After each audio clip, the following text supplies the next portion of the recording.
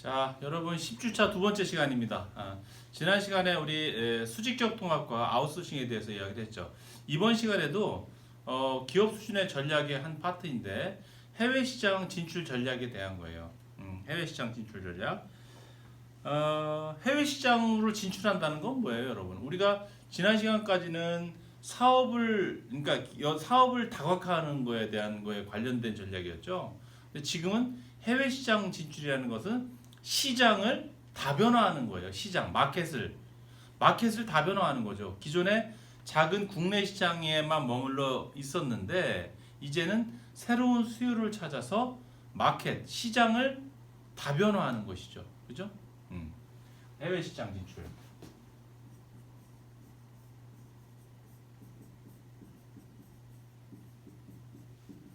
그렇죠?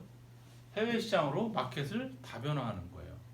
그러면 우리가 다시 최초의 개념으로 돌아가서 기업 수준의 전략은 결국은 기업의 중장기적인 발전에 관련된 거고, 그 의사결정 사안들의 특성을 보니까 그 기업의 사업 분야를 결정하는 일이라든지 아니면 시장을 결정한다고 그랬어요. 그러니까 해외 시장 진출이라는 것은 시장을 결정하는 데 관련된 거니까 이것도 역시 기업 수준의 전략에 해당하겠네요. 그죠? 근데 자, 국내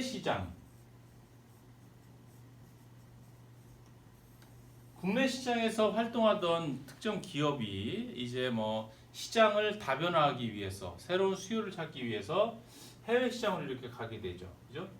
해외 시장. 그죠? 그러면 해외 시장에 진출한다는 의미가 해외 시장에서 결국 경영 활동을 하는 건데, 그죠? 어떻게 진출하는지에 대한 방법이 다를 수가 있어요. 보통 국내 시장에 있던 기업이 해외 시장으로 갈 때 엔트리 모드라는 게 있는데, 해외 시장을 진출한다는 개념이 꼭 뭐 가서 현지에 기업을 투자하고 새로운 법인을 만들고 이런 것만이 해외 시장 진출이냐? 그렇지는 않아요. 해외 시장 진출 방법은 크게 세 가지로 나뉘는데, 첫 번째는 수출이에요, 여러분. 수출도 해외 시장 진출에 되나? 이렇게 의구심을 가질 수도 있는데, 수출도 엄연히 가장 낮은 단계의 해외 시장 진출이라고 할 수 있습니다. 우리 기업의 자원과 뭐 인적 자원들이 나가는 건 아니지만 우리가 만든 제품이 해외 시장에 가는 거기 때문에 이것도 역시 해외 시장 진출이라고 볼 수 있는 것이죠. 두 번째는 계약에 의한 방법. 계약.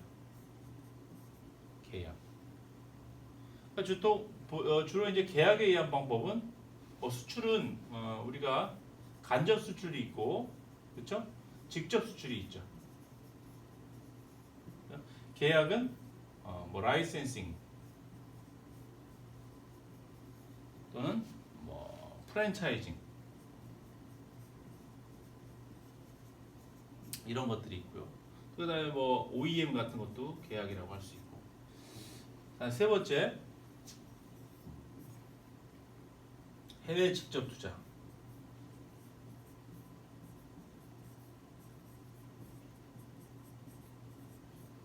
해외 직접 투자는 이것은 FDI라고 합니다. Foreign Direct Investment, FDI 이렇게 얘기하죠. 이렇게 크게 세 가지 형태로 엔트리 모드, 진입 방식이죠. 진입 방식. 해외 시장 진입 방식이 구분이 되어지는데, 어떤 형태로 해서 엔트리 모드를 결정해서 해외 시장에 진출할 것인지는 기업의 당시의 환경과 그다음에 여건, 그다음에 전략적 목적에 따라 달라질 수가 있겠죠.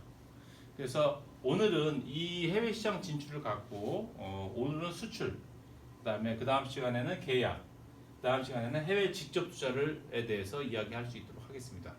해외 직접 투자는 또 이제 뭐 신설 투자, 뭐 M&A, 그다음에 합작 투자 이런 거로 구분해서 또 자세하게 알아볼 수 있도록 그렇게 하겠습니다. 그래서 오늘은 해외 시장 진출 방법 중에 첫 번째, 가장 낮은 단계의 형태인 수출에 대해서 간략히 알아볼 수 있도록 그렇게 합시다. 자, 수출. 수출.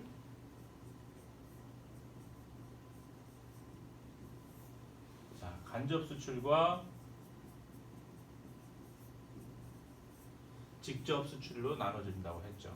아마 앞선 시간에서도 가끔 언급했던 것으로 보이는데, 일반적으로 우리나라를 기준으로 하면은 처음에 산업화 초기에 노동 집약적인 산업에 특화돼서 우리가 산업화가 시작이 됐죠. 당시에 우리가 갖고 있었던 생산 요소로서 유일하게 풍부했던 게 노동력뿐이었고, 값싼 노동력이 풍부한 그 장점을 활용해서 산업화에 착수할 수 있었던 것이, 그렇죠? 노동 집약적인 산업이었던 거예요. 그래서 그 노동 집약적인 산업에 특화해서 산업이 일어나고 경제 개발 계획을 수립하고 추진하면서, 그렇죠? 노동 집약적인 산업이 점점점 노하우도 생기고, 그다음에 관리 개선을 통해서 생산성이 지속적으로 높아지게 됩니다. 그렇죠? 그래서 국내 수요를 충분히 다 충당하고도 남을 만큼의 생산성, 공급 능력을 갖추게 되고, 그 다음부터는 이제는 새로운 수요를 찾아서 시장을 다변화, 다각화해야 되겠구나 하는 필요성을 느끼게 되죠. 또 기업뿐만 아니라 정부에서도 우리가 이렇게 노동집약적인 산업에서 가격 경쟁력을 기반으로 생산성이 높아졌기 때문에 이것을 이 제품 분야에 수요가 있는 또 다른 시장을 찾아서, 외국 시장을 찾아서 수출을 해야지만이 기업도 성장하고, 또 그러한 기업의 수출 활동으로 인해서 외화도 많이 우리가 벌어 들어올 수 있겠구나 하는 생각을 하고 수출 드라이브 정책을 강력하게 추진하게 되죠. 그래서 수출 정책을 강력하게 추진은 하고 있는데, 그런데 기업들이 당시 우리 기업들이 만드는 것에는 이제 자신이 있어요. 노동 집약적인 산업에서 만드는 건 이제 자신 있는 거야. 또 근로자들이 굉장히 근면성실했고 자신 있는데, 막상 새로운 수요를 찾으려다 보니까 그러한 노하우나 지식이 없는 거예요. 해외 시장 조사는 어떻게 하는지, 또 조사된 시장에 어떻게 수출을 하고 통관 절차를 밟고 하는지, 그런 거에 대한 지식이 전무하다 보니까, 그죠? 문제가 생기는 거죠. 정부에서 그러면 우리 기업의 수출을 대신해서 전담해서 해야 될 그런 기업을 새로 만들자. 그렇게 해서 종합무역상사가 태어나게 됩니다. 그래서 우리 기업들은 열심히 만들고 만든 물건을 종합무역상사가 이 수출 제조기업을 대신해서 자기가 그걸 구매해서 구매된 제품을 이 제품에 대한 수요가 있을 만한 시장으로 이렇게 수출을 하게 되죠. 그래서 제조기업 입장에서 보면은 내 제품이 해외로 수출된 거는 알겠는데, 그렇죠? 어느 나라에 누구에게 얼마에 판매되었는지 전혀 모르는 상황이 되는 거죠. 그러니까 우리 수출 기업은 기업과 중간에 매개체인 종합무역상사와의 거래로서 비즈니스가 끝나는 거예요. 그리고 그 비즈니스의 결과로 내 제품이 수출이 되는구나 정도까지는 알았던 거죠. 그게 바로 간접 수출이라고 볼 수 있어요. 그런데 이 간접 수출을 하다 보니까 이제 우리가 작은 국내 시장보다 외국에서 이제 비중이 커지기 시작하죠. 수출기업 입장에서도 기업의 매출 구조나 수익을 창출시키는 구조를 보니까 처음에는 국내 시장이 컸고 해외 시장은 작았는데, 차츰차츰 시간이 지나다 보니까 오히려 이게 역전이 되죠. 국내 시장이 더 작고 해외 시장의 의존도가 높아지면서 기업에서 이제 이런 생각을 하게 되죠. 우리가 언제까지나 저런 중간에 무역 대리상 또는 종합무역 상사와 같은 그런 기업들을 끼고서 우리 제품을 해외에 수출해야 되느냐라고 생각하죠. 전해들을 활용하지 않고 내가 직접 할 수 있다면 훨씬 더 마진도 높을 수 있고, 그렇죠? 훨씬 더 현지 시장에 부응하는 제품을 만들 수도 있고, 그런 여러 가지 일련의 마케팅 정보를 획득하고 또 개선을 해서 다시 한번 더 나은 제품으로 그 시장에서 진출을 하고, 이런 식의 어떤 것을 할 수 있지 않을까 하는 생각을 하게 되죠. 그러면서 자기 기업 자체적으로 수출 사업부라든지 국제 사업부 이런 것들을 조직에 두게 되고, 거기에 특화된 일을 할 수 있는 그런 직원들을 충원하게 됩니다.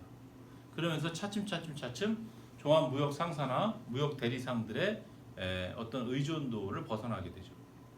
그러면서 자기가 직접적으로 수출하는 단계에 이르는데 그게 바로 직접 수출이라고 할 수 있습니다. 그래서 이 직접 수출과 간접 수출의 가장 큰 차이는 현지 시장, 진출한 시장의 마케팅 정보입니다. 마케팅 정보. 마케팅 정보를 직접 내가 얻을 수 있는지 없는지, 그렇죠? 간접 수출은 어때요, 여러분? 전혀 모르는 거죠. 우리 종합무역 상사나 이런 데 전해주는 데 끝나기 때문에 내 물건이 해외에 나가는 건 아는데 어디에 누구에게 얼마에 팔리는지를 알 수가 없어요. 여기는 어때요? 직접 내가 현지에서 유통 행위를 하기 때문에 직접 유통법인을 만들어서 직접 수출을 하기도 하고요. 아니면은 현지에 있는 현지 유통업체와의 계약에 의해서 자사의 물건이 그쪽 현지 시장에 유통되기도 합니다. 그죠? 어쨌든 어떤 경로가 됐든 자기가 직접 해외 시장에 관여를 해서 시장을 개척하고 유통 행위를 하고 마케팅을 하기 때문에 결국은 마케팅 정보를 직접 수집할 수가 있는 것이죠. 마케팅 정보를 수집하면 어때요, 여러분? 좀 더 공격적인 마케팅 전략으로 그 시장에 유통을 시킬 수가 있는 것이죠. 현지의 반응을 보니까 우리 거에 대한 가격을 비싸다고 느낀다, 적당하다고 느낀다, 좀 저렴한 가격으로 느낀다, 이렇게 될 수도 있고, 또 현지에서 소비자들이 요구하는 것은 지금 최초에 유통시킨 이 제품에 더해서 디자인의 이러한 부분을 개선해야 되겠다, 또는 색상은 이러한 색상이 더 추가돼야 되겠다, 크기는 적당하다, 크기는 좀 더 미니멈했으면 좋겠다, 좀 더 컸으면 좋겠다 등등의 여러 가지 요구 사항들을 마케팅 정보를 얻게 되는 거죠. 그렇죠? 그러면서 자기가 주도적으로 마케팅 전략을 수립하고 이쪽 시장에 더 강력하게 진출할 수 있게 되는 교두보를 마련하게 됩니다. 그래서 우리나라의 근대화 과정을 보면은 이 간접 수출을 통해서 직접 수출로 이렇게 변모해 갔죠. 그러면 우리가 처음에 제조기업들이 수출 능력이 없었던 그때 생겨난 종합무역 상사와 같은 기업들은 이제 어떻게 됐을까요, 여러분? 차츰 자신들의 존재 이유가 많이 없어졌겠죠. 그렇죠? 존재 이유가 없어져서 하나 둘씩 이런 게 도태되기 시작했어요. 도태되기 시작했는데 지금 이제 남아 있는 종합무역 상사들은 그때 당시에 대기업 계열사로 이렇게 만들어진 종합무역 상사들이 아직까지 남아 있는 것이죠. 그네들은 원래는 그럼 해야 될 일이 이제 파이가 줄었을 텐데 어떻게 서바이벌을 하고 있는 거냐면 우리가 지지난 시간에 배운 것처럼 사업 다각화에 의해서 원래 본업은 해외 시장 조사와 개척인데 그게 이제 별로 수요가 없으니까 기업이 청산되든지 남아 있으려면 어떻게 돼요? 사장 산업으로 가는 상태니까 새로운 신규 사업을 찾아서 다각화하지 않으면 어려운 상황이 됐겠죠. 그래서 지금 존재하고 있는 종합무역 상사들은 그런 다각화에 의해서 존재하고 있다, 이렇게 보면 될 것 같습니다. 그래서 이런 것도 있죠. 뭐 두바이에 있는 가장 세계에서 높은 빌딩인 버지 칼리파를 어디서 지었느냐 했더니 삼성물산이다, 이렇게 되는 거죠. 삼성물산이 건설회사인가? 깨우뚱하죠. 보통 건축물을 지으면 건설회사에서 지는데 삼성물산은 그죠? 아닌 거죠. 그러니까 그렇게 된 거죠. 건설법인도 하고 있다는 거죠. 또 스웨덴에 있는 스테인레스 회사를 인수합병하기도 하고, 이런 식으로 해서 우리가 지난 시간에 배웠던 사업 다각화, 비관련 사업 다각화를 통해서 기업이 유지되고 서바이벌 할 수 있는 상황이다, 이렇게 볼 수 있어요. 그 바람직하진 않은데 지금 그럼 종합무역 상사 보고 너네는 업종이 뭐야 그러면 뭐라고 딱히 얘기하기가 좀 어렵죠. 그렇죠?